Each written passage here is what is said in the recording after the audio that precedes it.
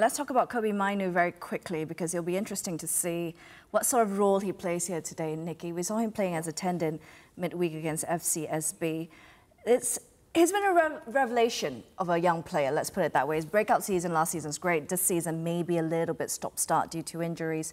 But there's always that question on where does he actually fit perfectly in this United side?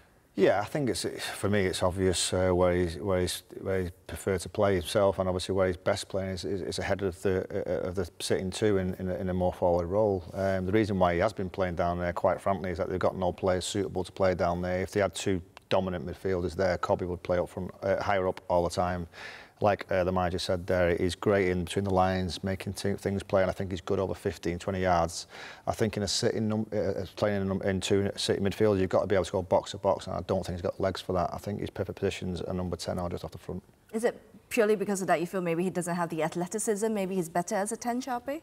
Yeah, I don't think he's quite as mobile as a lot of midfielders and as athletic. I think to get up and down, like Butty says, to get box to box, I don't think he's really got that in his makeup. Yet he has got a little trick. He's got the ability to beat people in tight areas.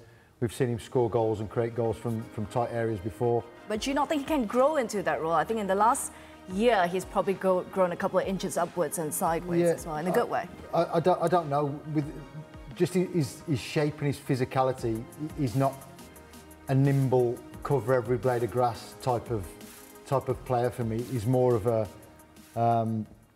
little bit of individual skill. He can beat people.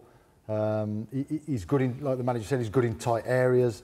And I think a number 10 role, because he is a midfielder as well, he's also got a little bit of an idea that when Man United lose the ball, he's more liable to drop in more so than a Garnacho or possibly an Ahmad. But I definitely think a number 10 suits him. I don't think he's got the legs, I think in the modern game where it has become so athletic, you know, that's a huge quality that you need with most players. But I think if you're as good as Mainoo is, I still think there's a place for you in a good side. You know, I think of somebody like Luka Modric, for example. You know, he's not a great athlete, but what a great player. And I still think that Mainoo is going to go to the very top, despite the fact that we're kind of debating whether he's athletic enough, because when they find his best and true position, he will prove everybody how great he is. How important do you think Mainoo is to United's future? Is it a case of, okay, the winter window is going to be shut, but if there is money coming in the summer, for example, do you do all your might to keep him? Is he that sort of player? Well, no, I think he's potentially a huge part of the Manchester United future. And of course, with financial fair play and the restrictions and everything, one way of balancing that up for a club is to sell a player who's come through the ranks. But I would think, Nicky, that he would be the last player that Manchester United will be looking to sell. Yeah, I don't think they'll sell Kobbie purely the fact that he's a young talent and his value is going to go up over the years. We all know he's a great player. I think the problem Kobbie's got as an individual is he's never played in a 2. He always last over his breakthrough season he played in a 3, played for England in a 3. Now, where Amorim wants to play, he wants to play in a 2+2 up like a box in midfield. So he's never going to be able to play in that bottom 2, in my opinion. He can only play in a high 2. So if he's going to play in a high 2, then he's going to have to be able to create chances, score goals himself. So that's his next step is for him as a young player, Sharpie, is when he's done that little bit of breakthrough thing what everyone can do. It's the 2nd, 3rd and 4th year, how you develop your game. And he's got to score goals, he's got to create goals, because he's not going to play in a sitting 2 for Amorim in the box midfield. He's just not got the athleticism.